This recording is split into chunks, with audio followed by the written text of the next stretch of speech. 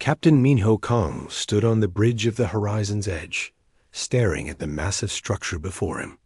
The Galactic Council station was enormous, bigger than any city on Earth. It floated in space like a giant metal flower, with thousands of lights glowing across its surface. Ships from dozens of alien species moved around it like insects around a lamp. Minho felt his heart beating fast. This was humanity's first real contact with the galaxy. After centuries of wondering if they were alone, humans had finally built ships fast enough to reach the stars. And now they were here, ready to meet their neighbors. Ambassador Una Park stood beside him, wearing her formal diplomatic uniform. She was calm as always. Minho had known her for 3 years, and he had never seen her nervous. "It's beautiful," she said softly. "It's terrifying," Minho replied with a small smile. Behind them, Technician Sujin Lee was checking her equipment for the 100th time. She was young, barely 25, and this was her first major mission. Her hands shook slightly as she adjusted her scanner. "Captain, we're being hailed.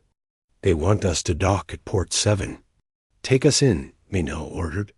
The ship moved forward, guided by alien traffic control systems that were far more advanced than anything Earth had created. The docking process was smooth. As they walked through the station's corridors, Minho noticed how different all the aliens looked. Some walked on 2 legs like humans. Others floated.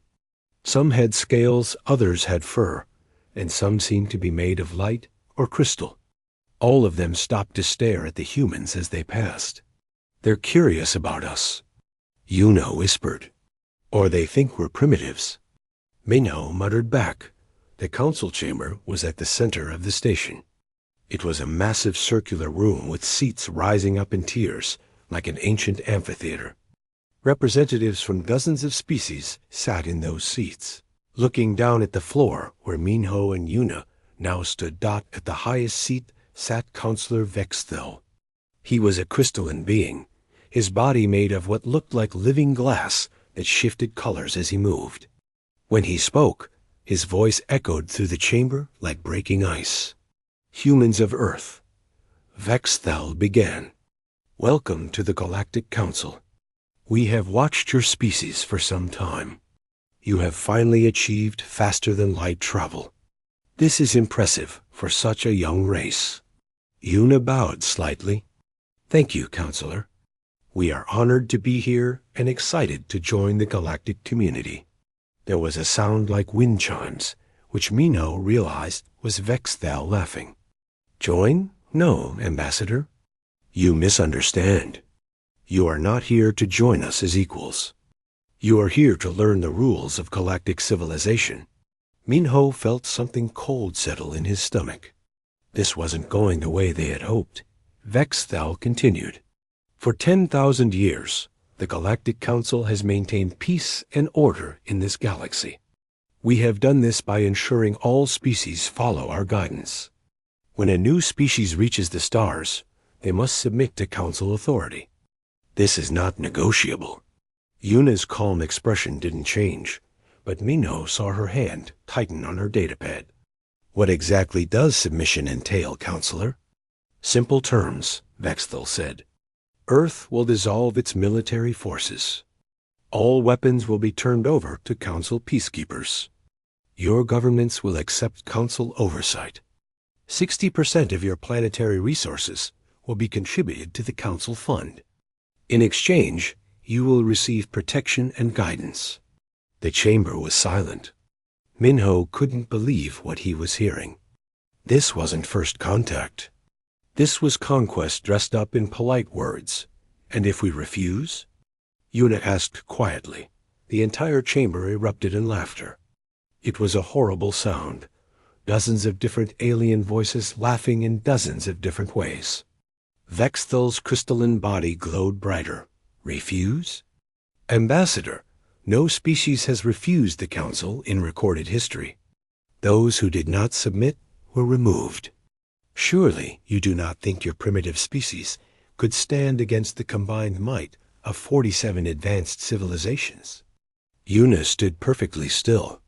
When the laughter died down, she spoke clearly. We will need to consult with our government. How long do we have to consider your terms? 30 standard days, Vexthal said. Use that time wisely. Study our history. Learn what happens to those who defy the council. And make the only logical choice. The meeting ended. As Minho and Yuna walked back to their ship, neither spoke.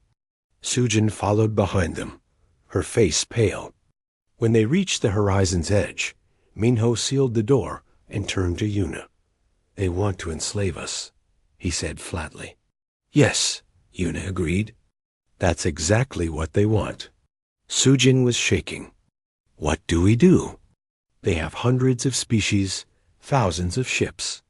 We just got to the stars. We can't fight them. Minho sat down heavily. We send the message to Earth. Let the government decide. The quantum transmission was sent immediately. Due to the strange nature of quantum communication, the response came back within an hour. Minho, Yuna, and Sujin watched the recorded message from Earth on the main screen. Admiral Jiho Choi appeared. He was an older man with gray hair and hard eyes. He had fought in the Pacific conflict 20 years ago and had the scars to prove it. Behind him, the United Earth Assembly was visible. Captain Kong, Ambassador Park, Jiho began. We have reviewed the Council's demands. The Assembly has debated for the past hour. I am authorized to give you our official response. Jiho paused, and then something unexpected happened. He started to laugh. It was a deep, genuine laugh that shook his shoulders.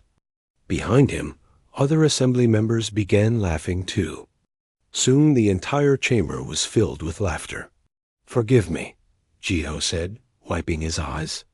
But the absurdity of this demand is too much. These aliens think we will simply surrender because they ask nicely? We are humans.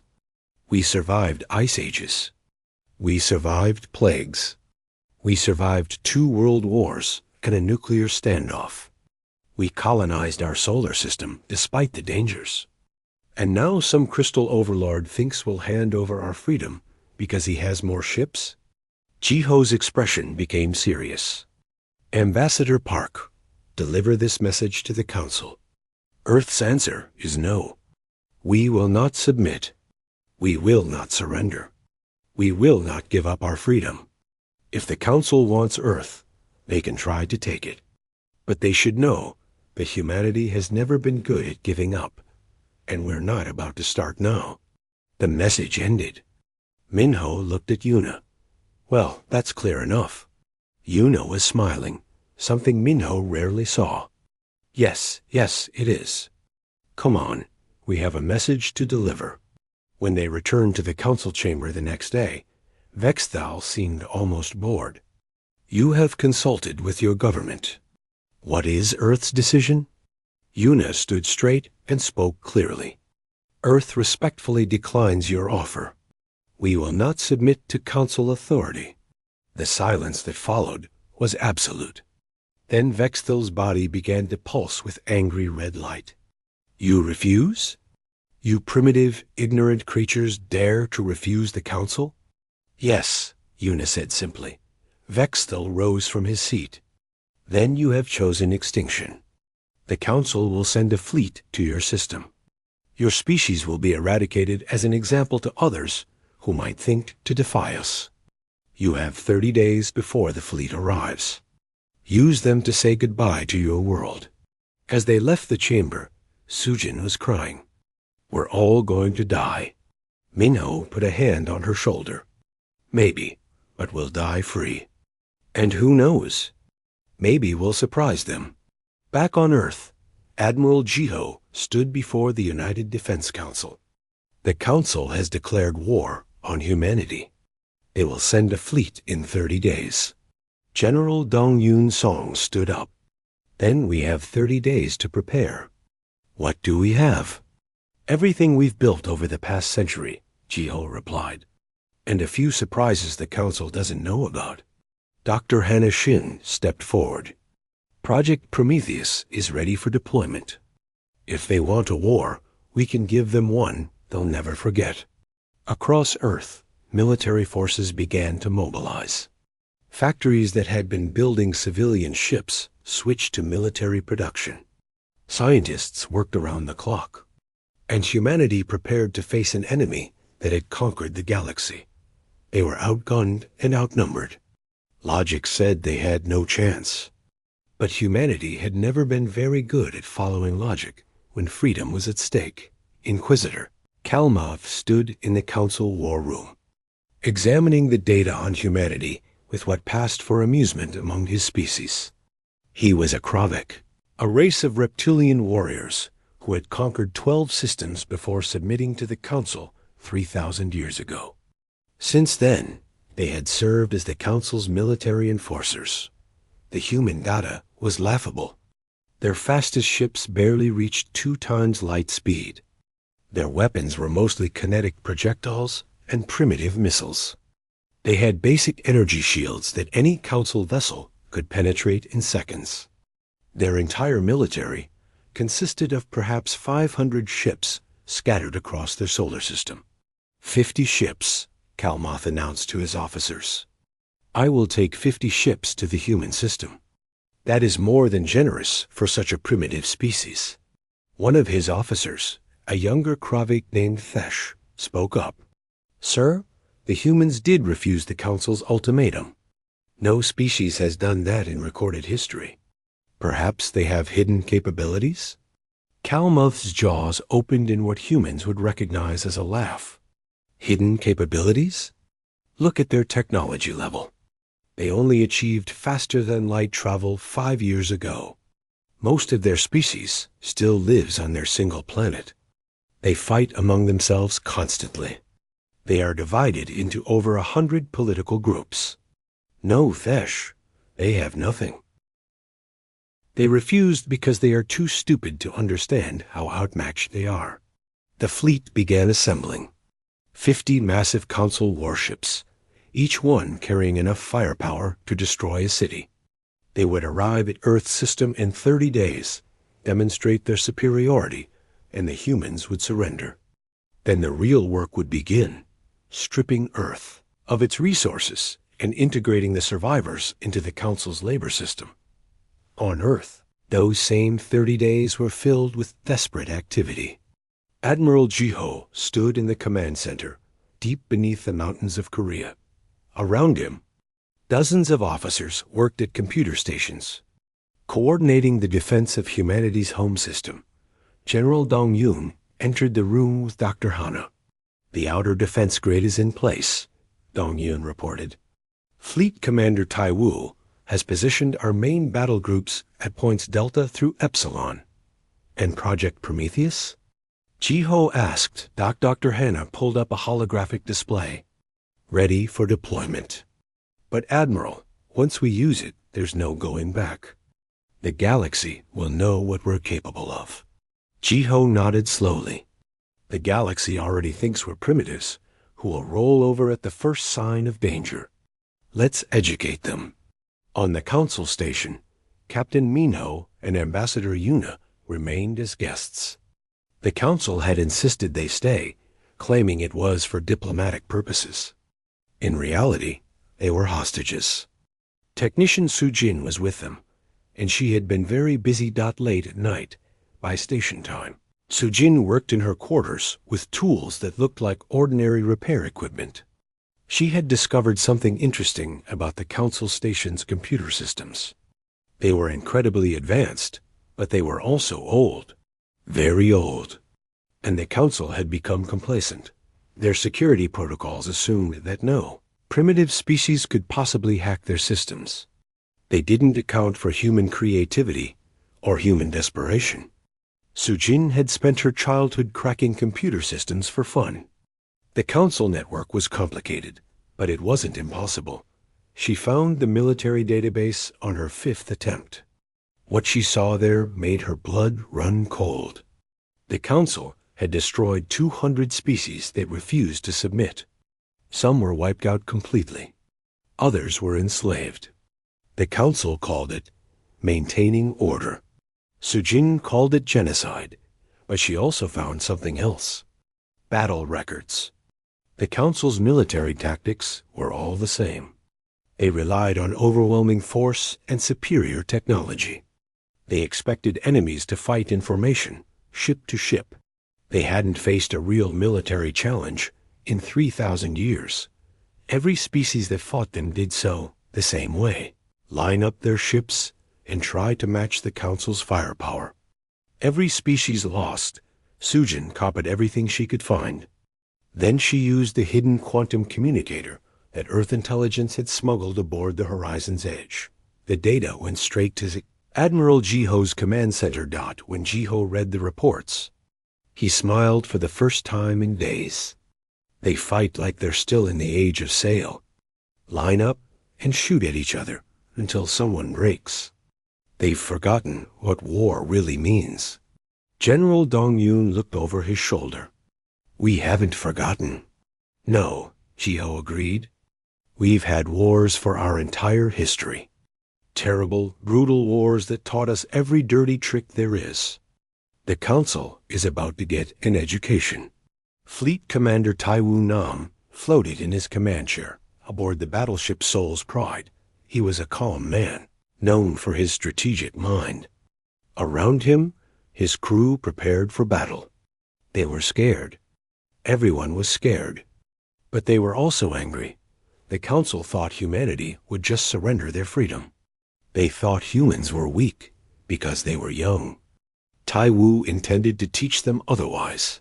Sir, his tactical officer reported, we're detecting the Council fleet. They've entered the edge of our solar system. How many ships? Taiwu asked. 50, sir. Large cruiser class. They're broadcasting a message. Taiwu nodded. Put it through. Inquisitor Kalmuth's face appeared on the screen. He looked predatory and confident. Humans of Earth, this is Inquisitor Kalmuth of the Galactic Council. You have refused to submit to proper authority. This is your final chance to surrender. Power down your ships and prepare to be boarded.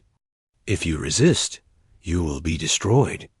Taiwu muted the transmission and looked at his crew. Comments? His weapons officer, a woman named Minji, spoke up. He brought 50 ships to fight 500. Either he's an idiot, or he thinks we're no threat at all. Probably both, Taiwu said. Send a response. He opened the channel. Inquisitor Kalmuth. This is Fleet Commander Taiwu of the United Earth Defense Force. You have entered our solar system with hostile intent. Leave now, or face the consequences. Kalmuth's laughter echoed across the channel. Consequences? From humans? You have primitive weapons and outdated ships. You cannot harm us. This is your last warning. Taiwu smiled. Very well. You wanted our capitulation. Instead, let me show you our hospitality. All ships power up weapon systems. Across the solar system, Earth's defense fleet lit up like a Christmas tree. Energy signatures flared as hundreds of ships activated their systems. Weapon ports opened. Missile tubes loaded. And something else happened that made Kalmuth pause. Space itself seemed to shimmer. The humans had deployed something. Mines? Satellites? His sensors couldn't get a clear reading. Inquisitor, his tactical officer said nervously. The humans have deployed some kind of network across the system. Thousands of small objects. I can't identify them. Kalmuth waved a clawed hand. Probably sensor buoys or communication relays. Nothing that can harm us. All ships advance to Earth. Weapons free. Destroy any ship that resists. The Council fleet moved forward in perfect formation, 50 massive ships arranged in 3 rows. It was impressive and terrifying. Kalmuth expected the human ships to either flee or charge forward in a desperate attack. Instead, something else happened. The human ships didn't move at all. They just sat there, powered up and waiting. "They're not attacking," Thesh observed. "They're not running either." "Fear," Kalmoth declared. "They're frozen with fear. Good. It will make this easier." The Council fleet crossed the orbit of Neptune, then Uranus, then Saturn. Still, the human ships didn't move. They were positioned in clusters around Jupiter, Mars, and Earth itself. Just waiting it made Kalmoth nervous, though he would never admit it. What were they waiting for? The answer came when his fleet reached Jupiter's orbit. Suddenly, those thousands of small objects the humans had deployed all activated at once. Kalmoth's screens went white with static. "Sensors are being jammed," his tactical officer shouted. "I can't get clear readings on anything." "Use backup systems," Kalmoth ordered. Before they could switch over, something hit his flagship's shields. Not a beam weapon or an energy blast. Something solid. His ship shook from the impact. "Report," Kalmoth demanded. "It was a kinetic projectile, sir. Moving at .2 light speed. Our shields held, but barely. Sir, hundreds more are incoming." Fleet Commander Taiwu watched from his command station as the first railgun rounds hit their targets.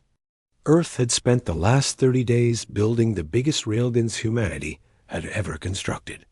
They were massive magnetic accelerators hidden in the asteroid belt and on the moons of the outer planets. The Council expected energy weapons.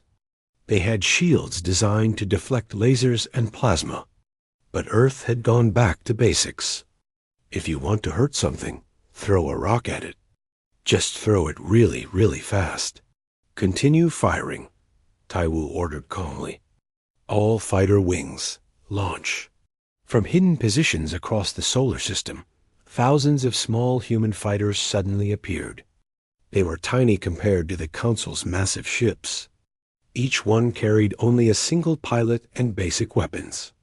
But there were so many of them. Lieutenant Minji led the first wing. Her fighter was called the Mosquito, and the name fit. She flew in close to a Council cruiser, too fast for its point defense systems to track. Her fighter fired a burst of armor-piercing rounds at the ship's engine section. Then she was past, racing away. Behind her, 50 more fighters did the same thing. Then 50 more. Then 100 more. The Council ship's shields were designed to stop big attacks, not thousands of tiny ones. Inquisitor Kalmoth watched his perfect formation fall apart as his ships tried to respond to threats from every direction. His weapons couldn't track the small fighters. His sensors were jammed, and those impossible kinetic weapons kept hitting his ships. One of his cruisers exploded, then another, then a third. His 50-ship fleet was being torn apart. "Retreat," Kalmoth shouted. "All ships, retreat to jump distance." His fleet turned and ran, still under fire from the human weapons. By the time they reached safe distance and jumped away, Kalmoth had lost 15 ships. Back on Earth, Admiral Jiho received the battle reports. Humanity had lost 12 fighters and taken minor damage to 3 ships. The Council had lost 15 major warships. "Send a message to the Council station," Jiho ordered. "Tell them that was just the greeting. If they want a real fight, we're ready to give them one." In the Council chamber, Councillor Vexthil read the battle reports and could not believe them. Impossible. Primitive humans had defeated a Council fleet. He was furious and humiliated. "Assemble the Grand Fleet," he ordered. 500 ships. I want that human system wiped clean. War Master Vixner had not fought a battle in 300 years. He had spent that time in comfortable retirement, teaching military history to young Council officers who would never see real combat. The galaxy was peaceful under Council rule. There were no wars anymore, only occasional enforcement actions against species too primitive to resist properly. Then came the call from Councillor Vexthale. The humans had done the impossible. They had defeated Inquisitor Calmeth's fleet. Vexthal wanted revenge, and more importantly, he wanted to show the entire galaxy that defying the Council meant death. Vexner studied the reports from Calmuth's battle. The humans had used tactics that no Council member had seen in millennia. Swarm attacks, kinetic weapons, sensor jamming. It was crude, but effective. They fight like savages. Vexner observed to his second officer. No honor, no formation discipline. Just chaos and violence. Will that be a problem, War Master? The officer asked. Vexner's 4 eyes narrowed. Every problem has a solution. We will bring 500 ships. We will stay out of range of their kinetic weapons. We will use our superior sensors to cut through their jamming. And we will destroy every human ship we find. A grand fleet assembled. 500 warships from a dozen Council species. It was the largest military force gathered in 1,000 years. Vexthal himself addressed the fleet before they departed. These humans have embarrassed the Council, he said, his crystalline body glowing with anger. They have shown defiance that cannot be tolerated. You will go to their system. You will destroy their military. And then you will show them what happens to species who refuse our mercy. Let this be a lesson that echoes across the galaxy for the next 10,000 years. The fleet jumped to hyperspace. The trip would take 20 days. On Earth, those 20 days were critical. General Dong Yun and Dr. Hanna worked with engineer Sun Wu Han on the next phase of their defense.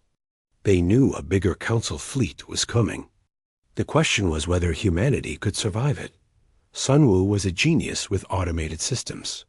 He had helped design the drone network that jammed the Council sensors in the first battle.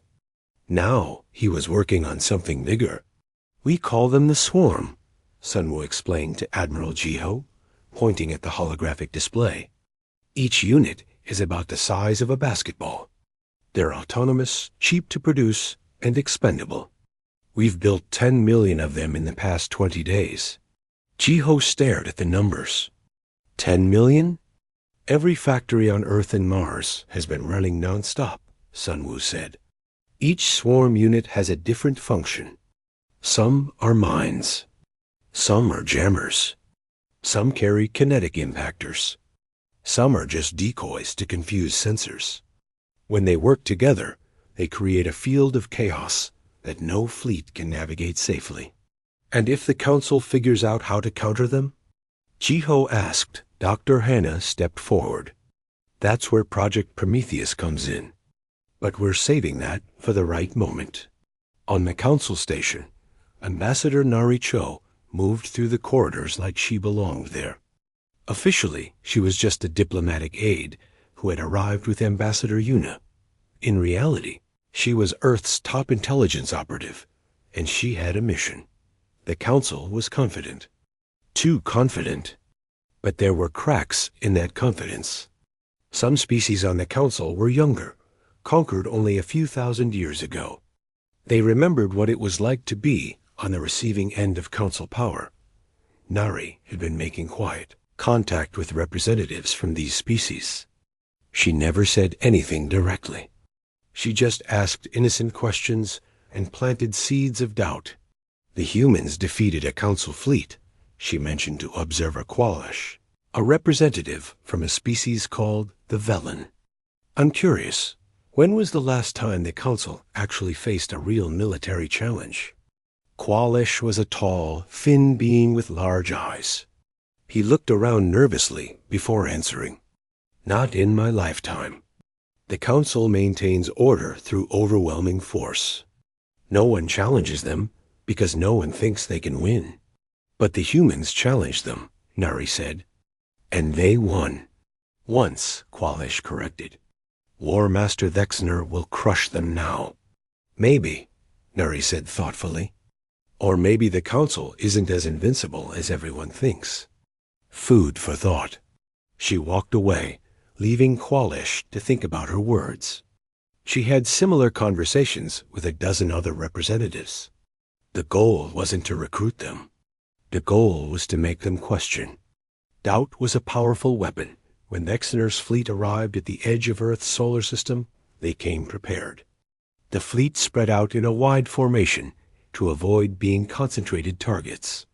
They deployed their own sensor drones to counter human jamming. They stayed at maximum range. Humans, Vexner broadcast. This is War Master Vexner. You defeated Inquisitor Kalmuth because he underestimated you. I will not make that mistake. One have 500 ships. You cannot win. Surrender now, and some of you may survive. Fleet Commander Tai Wu received the message and smiled. He had expected this. The council was predictable. They thought bigger numbers meant automatic victory. All ships, Tai Wu ordered. Execute Plan Delta. Let's show them why humans are dangerous. The human fleet didn't charge forward. Instead, they retreated. Ships pulled back toward the inner solar system, acting like they were afraid. The council fleet pursued, but carefully, maintaining their formation. That's when Sun Wu's swarm activated. 10 million small drones, scattered across the solar system, all turned on at once. The council's sensors went crazy. Every screen showed millions of targets. Which ones were real ships? Which ones were drones? Which ones were mines? Filter them out. Vexner ordered. Focus on the larger signatures. His tactical officers tried, but the swarm was designed to be confusing. Some drones matched the energy signature of real ships. Others darted around like fighters. And some just drifted, waiting for council ships to get close. Lieutenant Minji led her fighter wing into the chaos. The swarm drones created perfect cover. She could hide among thousands of false signatures. Her pilots called it swimming in the noise. She targeted a council cruiser that had separated slightly from the main formation. Her wing came in fast, firing missiles that looked like ordinary projectiles on sensors. But these missiles were special. They carried electromagnetic pulse warheads designed by Dr. Hana. The missiles hit the cruiser's shields and detonated. The shield held against the explosion, but the electromagnetic pulse went right through it. The cruiser's systems flickered and died. Dead in space.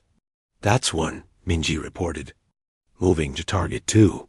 Across the battlefield, human fighters used the swarm as cover to hunt isolated council ships. It was like fighting in a fog, where only the humans knew where they were going. Vexner realized his formation was falling apart. His ships couldn't coordinate when they couldn't see clearly. He had more ships than the humans, but he couldn't use them effectively. All ships. Focus fire on these coordinates, he ordered, marking the area where he thought the human command ship was located. 500 council ships opened fire at once.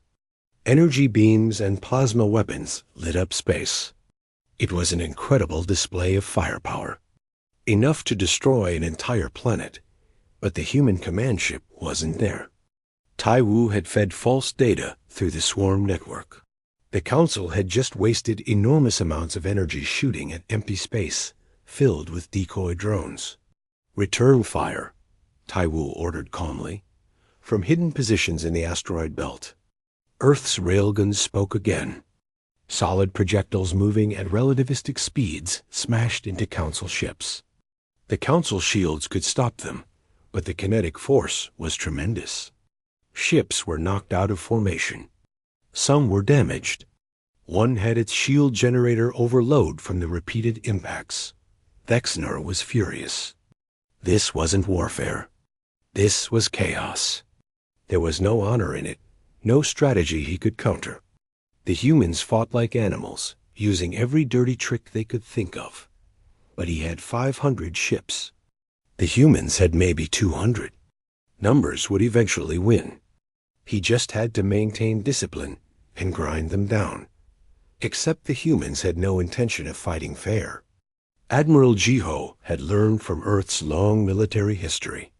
When you're outnumbered, you don't fight in the open. You use the terrain. You ambush. You deceive. You make the enemy afraid. Deploy the next surprise, Geo ordered. Across the battlefield, several large human freighters that had been drifting like damaged vessels suddenly came to life. They weren't freighters. They were Trojan horses. Each one opened its cargo bay to reveal dozens of missile launchers. Thousands of missiles streaked toward the Council fleet. Not fancy guided missiles. Just simple rockets with nuclear warheads. Old technology that the Council had abandoned centuries ago. The Council's point defense systems shot down most of them. But not all. Several nuclear weapons detonated among the fleet. The explosions didn't destroy the Council ships, but the radiation and electromagnetic interference created even more chaos. This is insane. One of Vexner's officers shouted. They're using nuclear weapons. That's barbaric. Focus. Vexner ordered. All ships regroup at Rally Point Gamma. But regrouping required communication and clear sensors. The swarm, the jamming, the nuclear interference, all of it made coordination nearly impossible. Ships tried to rejoin formation and nearly collided with each other. On Earth, Ambassador Yuna contacted Admiral Geo through secure channels. The Council is transmitting videos of the battle across their network. They're trying to show their strength, but it's having the opposite effect. Other species are seeing the Council struggle. Jiho nodded. Good. Perception is half of warfare. Let them see that the Council can be hurt. The battle raged for 3 days. Both sides lost ships. The humans lost more than they wanted, but far fewer than they had feared. The Council lost more than they had ever lost in living memory. Finally, Exner pulled his fleet back to regroup. He had started with 500 ships. He now had 430. The humans had cost him 70 ships through guerrilla tactics and chaos. In the Council chamber, Counselor Vexthel was nearly incoherent with rage. How? How are these primitives doing this? Observer Qualish stood up. He had been watching the battle reports with growing interest. Perhaps because they're not primitives. Perhaps they're a warrior species that has been fighting itself for millennia and knows things about warfare that we've forgotten. Silence. Vexthel ordered. I will not hear defeatist talk. We will send more ships. We will crush them. But across the Council chamber, other representatives were thinking, if the humans could do this, what did it mean for the Council's power? And what did it mean for species like theirs, who lived under Council rule? Doubt was spreading, and doubt was exactly what humanity needed. Captain Yunji Bei stood on the bridge of the Prometheus, knowing that she would probably die today. The ship was unlike any other in Earth's fleet. It had minimal armor and almost no weapons. Everything was built around a single system, a weapon so powerful and so dangerous that even the scientists who built it were afraid of it. Dr. Hanna had explained it to the crew 3 days ago. The Council's faster-than-light technology creates a quantum connection between all ships using the same drive system. It's how they coordinate so well across vast distances. But it's also a vulnerability. If we can disrupt one drive in the right way, the cascade will spread through the quantum network. Scientist Jun-Ho Park, Dr. Hanna's protégé, had added a warning. This weapon crosses ethical lines. It won't destroy ships, but it will strand them. Any Council ship caught in the cascade will lose its FTL capability. They'll be trapped wherever they are, unable to retreat or call for reinforcements. But they'll survive? Yunji had asked. Yes, Jun-Ho confirmed. That's the point. We want to show we can win without becoming monsters like the Council. Now, as War Master Vexner's fleet regrouped and prepared for another assault, Yunji's mission was clear. Get close enough to his command ship to deploy the Prometheus device. The problem was that getting close meant flying through an entire fleet of enemy warships. Admiral Jiho's voice came through the secure channel. "Prometheus, this is command. You're cleared for final approach. The fleet will create a corridor for you." Yunji looked at her crew. They were all young, all volunteers. They knew the odds. "Everyone ready?" Her navigation officer, a man named Junho, like the scientist but no relation, nodded. "Ready, Captain." "Then let's do this." For Earth. The Prometheus launched from its hidden position near one of Saturn's moons. At the same time, every human ship in the system began a coordinated assault on the Council fleet. It wasn't meant to win. It was meant to distract. Lieutenant Minji led her fighter wings in a massive frontal attack. Thousands of fighters swarmed toward the Council lines, firing everything they had. It looked like a desperate final charge. Vexner saw the attack and smiled. Finally, the humans were doing something predictable. All weapons fire at will. Destroy those fighters. The Council fleet opened up with everything they had. Space filled with energy beams and explosions. Human fighters died by the dozens. But they kept coming, kept fighting, kept the Council's attention focused forward. From below the orbital plane, the Prometheus accelerated at maximum speed. Yunji's ship was fast, designed for one purpose. She raced toward the Council fleet while they were all looking the wrong way. On the Council station, diplomat Hyun-Woo Lim had spent weeks building relationships with representatives from the younger Council species. Now it was time to reveal his true purpose. He called a secret meeting in a neutral section of the station. Representatives from 12 species attended. Observer Qualesh was there, along with others who had grown tired of Council rule. "You've all seen the battles," Hyun-Woo began. "The humans are fighting the Council to a standstill, and they're doing it with a fraction of the Council's resources. Because they're clever," Qualesh said, "and because the Council has become arrogant." Another representative, a being made of flowing liquid named Kesh, spoke up. "Why did you call us here, human?" Hyun-Woo took a breath. "Because Earth doesn't want to be the galaxy's new conqueror. We just want to be free. And we think you want the same thing. The Council has ruled for 10,000 years. But what have they given you except demands and restrictions?" "The Council provides protection," another representative said, but there was doubt in her voice. "From what?" Hyun-Woo challenged. "There are no external threats. The only thing the Council protects you from is each other, and they only do that by threatening everyone with overwhelming force." "Is that really peace? Or is it just fear?" Qualish stood up. "What are you proposing?" "An alliance," Hyun-Woo said. "When this war ends, and it will end, the galaxy needs something new. Not the Council's empire. Not human domination. A real federation where all species have equal voice." "That sounds like fantasy," Kesh said.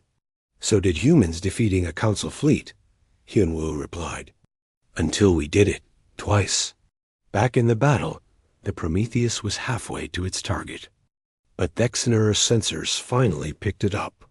The ship was small, but moving impossibly fast and heading straight for his command vessel. "Intercept that ship," Vexner ordered. "Do not let it reach us." Council cruisers turned to engage. Energy weapons lanced out toward the Prometheus. Yunji's ship shook as hits landed on its shields. Warning alarm screamed. "Shields at 40%, her tactical officer reported. "Keep going," Yunji ordered. "We just need 30 more seconds." Lieutenant Minji saw the Prometheus in trouble. Without hesitation, she redirected her entire wing. "All fighters, cover the Prometheus. Get those cruisers off her." Her squadron dove into the line of fire, launching missiles and strafing the Council ships. It was suicide. Minji's fighter took a direct hit and exploded. Dozens of other fighters died in the next seconds. But they bought time. The Prometheus cleared the last defense line. Yunji's ship was falling apart around her. Fires burned in 3 compartments. Main power was failing. But they were in range. Deploy the device. Yunji shouted. Her weapons officer hit the activation switch. The Prometheus device fired, not a weapon in the traditional sense, but a quantum pulse that reached out and touched Thexner's command ship. For a moment, nothing happened. Then the command ship's FTL drive flickered. The quantum disruption spread through the drive's connection matrix. And because all Council ships used the same quantum network for coordination, the cascade spread to every ship in the fleet, one by one. Like lights going out in a city during a blackout, the FTL drives on every Council ship went offline. 500 warships suddenly lost their ability to escape. On Earth, every sensor station picked up the change. Admiral Jiho allowed himself a small smile. The Prometheus worked. Send the message to the Council fleet. Thexner stared at his dead drive systems in disbelief. Engineers scrambled to fix the problem, but the quantum disruption had fried the core components. It would take weeks to repair, maybe months. And every other ship in his fleet was reporting the same problem. Then the human transmission came through. Admiral Jiho's face appeared on every Council ship's screen simultaneously. War Master Thexner, Jiho said calmly, your fleet is now stranded in our system. Your FTL drives are disabled. You cannot retreat. You cannot call for reinforcements. You are at our mercy. Thexner felt something he had not felt in 300 years of military service. Fear. Jiho continued. You came here to exterminate us. You came to make an example of humanity. Now you're helpless, and we could destroy every ship you have. We could kill every member of your crews. And according to Council law, we would be justified in doing so. The silence on Thexner's bridge was absolute. But we won't, Jiho said. Because unlike the Council, humanity doesn't exterminate helpless enemies. We're better than that. Power down your weapons.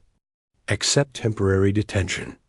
And let's talk about how to end this war. Thexner looked around his bridge. His officers stared back at him, waiting for orders. He had 3 choices. Fight until they were all destroyed. Refuse and hope for rescue that might never come. Or accept the human offer. He had never surrendered in his life. But he had never been beaten so completely either. Power down weapons, Thexner ordered quietly. Inform all ships to stand down. Across the Council fleet, weapons went silent. 500 warships, representing the military might of an empire that had ruled the galaxy for 10,000 years, surrendered to a species that had reached the stars less than a decade ago. On the Council station, Technician Sujin had hacked into the communication systems and broadcast the surrender across the entire Council network. Every species in the galaxy watched as Thexner's fleet went dark. Counselor Vexthal saw the transmission, and his crystalline body flickered with such intense rage that it cracked.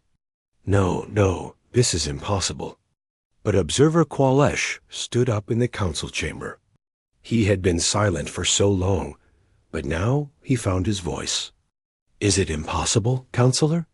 Or is it just the first time in 10,000 years that the Council has faced an opponent who refused to be intimidated? Other representatives began to murmur. The mood in the chamber was shifting. Qual single quotes, Esh continued, his voice growing stronger.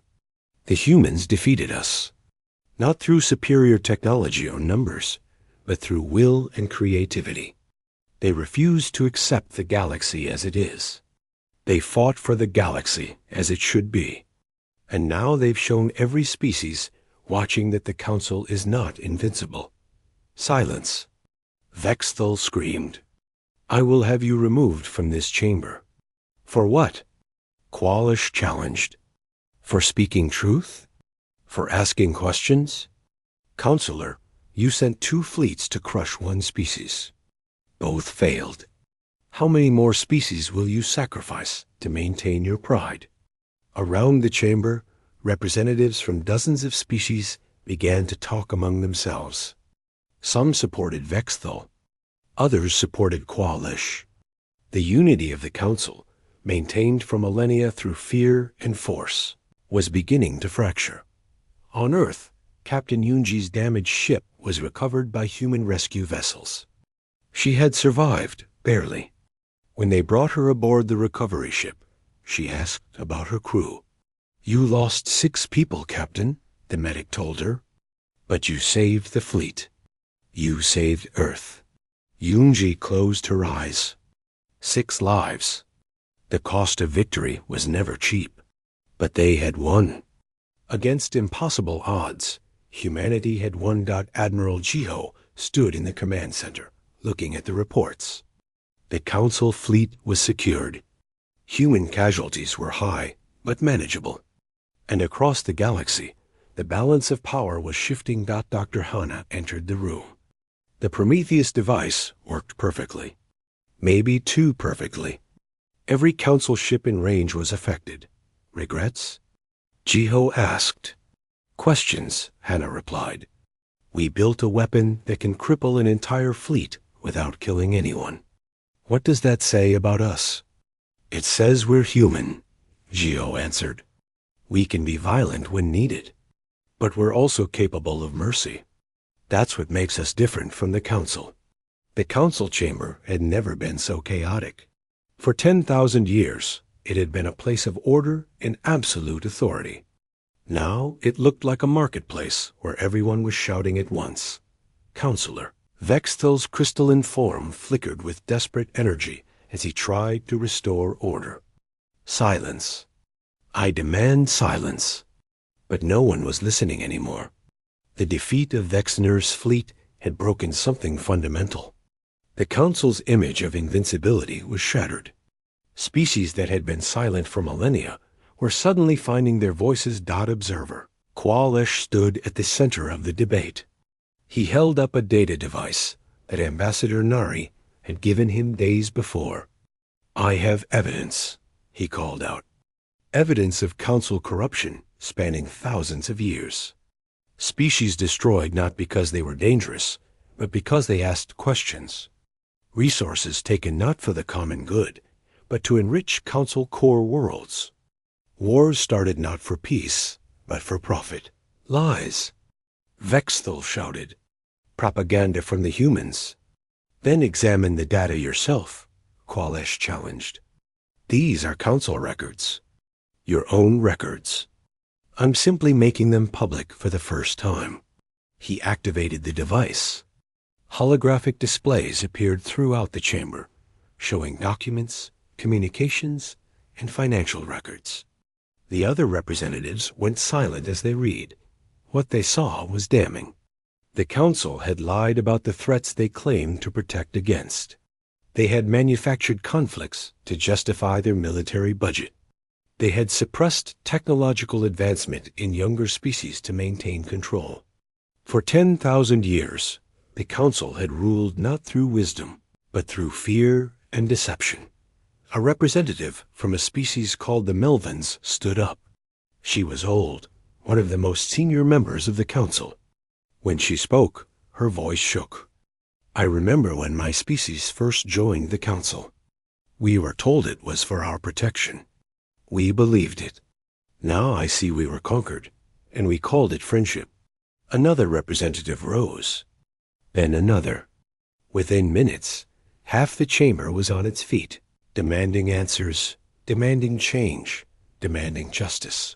Vexthal looked around desperately. His support was collapsing. You're all fools, he said, his voice bitter.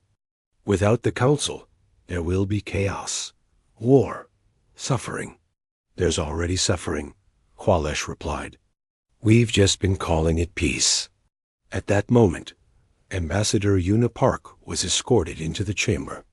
She had been a prisoner, but now the guard seemed uncertain whether to hold her or release her. She walked calmly to the center floor where Qualish stood. "Ambassador Park," Qualish said, "your people have defeated our military. What happens now?" Yuna looked around the chamber at the assembled species. She had prepared for this moment, rehearsed what she would say. But looking at the fear and hope in their faces, she decided to speak from the heart instead. "What happens now is up to you," she said simply. "Earth didn't fight this war because we wanted to conquer you. We fought because we refused to be conquered. We believe that every species has the right to determine its own future. That's all we ever wanted. That's all we want now. But you have defeated us," another representative said. "You hold our fleet captive. You have shown you have weapons we cannot counter. How can we trust that you won't simply replace the council with human rule?" Yuna smiled. "Because we don't want to rule you. We barely manage to rule ourselves. Earth has over 200 nations, each with different governments, cultures, and beliefs. We argue constantly. It's messy and loud and inefficient. But we wouldn't trade it for anything because it's ours. We chose it." She pulled out a data tablet. "This is what we call the Soul Accords. It's a proposal for a new galactic government. Not an empire. Not a council. A federation. Every member species gets equal representation. Decisions are made by majority vote. No single species can dominate the others. And most importantly, membership is voluntary. Any species can join or leave as they choose." "That sounds like chaos," Vexthal sneered. "It is chaotic," Yuna agreed. "Democracy usually is. But it's also fair. And fairness is more important than order." She sent the document to every representative station. As they read, there was silence. The Soul Accords were comprehensive. They outlined systems of government, trade regulations, defense agreements, and dispute resolution. But at the core was a simple principle: equality. Qualish was the first to speak. "This is radical. No galactic government has ever operated this way. No galactic government has ever needed to," Yuna replied. "The Council maintained power through force. What we're proposing is power through cooperation." A young representative from a species Yuna didn't recognize stood up. "What about the Council fleet you captured? What will you do with them?" Yuna looked at Vexthal. "We'll repair their ships and send them home. We'll return every prisoner unharmed. We don't want revenge. We want peace." Vexthal laughed bitterly. "You're naive. The moment you show weakness, someone will attack you." "Maybe," Yuna acknowledged. "But we'd rather be naive and free than safe and enslaved. Besides, I don't think we're as weak as you believe." Over the next several days, the council chamber became a negotiating floor. 30 species expressed interest in the Soul Accords. Others were hesitant. Some, like Vexthal's core species, rejected it completely. The vote came on the 7th day. Each species had one vote. The question was simple: accept the Soul Accords and form a new galactic federation, or maintain the existing council structure. The vote was close. 32 species voted for the Accords. 15 voted against. 3 abstained. The council was dissolving. Vexthal stood as the results were announced. "This is a mistake that will cost millions of lives. You're destroying 10,000 years of order for a human fantasy." He and the species that supported him walked out of the chamber. They would return to their core worlds and maintain their own alliance. The galaxy was splitting, but for the first time in recorded history, there was an alternative to council rule. On Earth, Admiral Jiho stood down from his war footing. The captured council fleet was being repaired using both human and willing alien technology. War Master Thexner had been one of the first to see the writing on the wall. He approached Jiho personally. "You fought well," Thexner said. It was hard for him to admit. I had studied warfare for 3 centuries. I thought I knew every strategy, every tactic. You showed me I was wrong. We had good teachers, Ji-ho replied. War has been part of human history since we learned to make weapons. We know every dirty trick because we've used them all on each other. I wish it were different. I wish we had spent those centuries building instead of fighting. But since we did fight, at least we learned how to win. Dexner nodded. The council became complacent. We forgot that warfare evolves. We expected every species to fight the way we did. That was our mistake. Will you join the Federation? Ji-ho asked. Dexner considered. Perhaps. My species needs time to think. But I will not return to the old council. That era is over. Dr. Hana and General Dong-yoon oversaw the transfer of technology. Earth shared its weapons designs with Federation members, but only defensive ones. The Prometheus device was sealed in a vault and required 5 different species to access. No single nation, human or alien, could use it alone. It's a deterrent, Hannah explained to scientist Chono. Knowing it exists will prevent wars. But making sure no one can use it casually will prevent it from being abused. Do you think it will work? Junho asked. Hana shrugged. I think it has a better chance than the council system did. At least everyone has a voice now. Captain Min-ho and Technician Sujin led the first Federation exploration mission. Their crew was mixed. Humans, Velans, Melvins, and several other species. It was awkward at first. Different species had different needs, different customs, different communication styles, but they learned. Humans were good at adapting. It was one of their survival traits, and the other species learned too. After a few weeks, the mixed crew was working together smoothly. It's strange, Sujin said to Minho one day. A year ago, we didn't know aliens existed. Now I'm working alongside them every day. Strange and wonderful, Minho agreed. That's humanity for you. We adapt to anything. Lieutenant Minji survived the battle, but lost an arm. She spent months in recovery. When she returned to duty, she started a new program, training both human and alien pilots. The classes were loud and chaotic. Different species had different approaches to flying. But Minji found that teaching them to work together made everyone better. You fly like you're dancing, a Velen pilot told her. You fly like you're calculating, Minji replied. Maybe if we combine both approaches, we'll be unstoppable. The first Federation assembly took place on a neutral station built in orbit around an uninhabited star system. Representatives from 32 species gathered. There was no hierarchy. Every species sat at the same level. Ambassador Yuna was elected as the first Federation speaker, not because Earth was dominant, but because the other species trusted her. It was a 2-year term.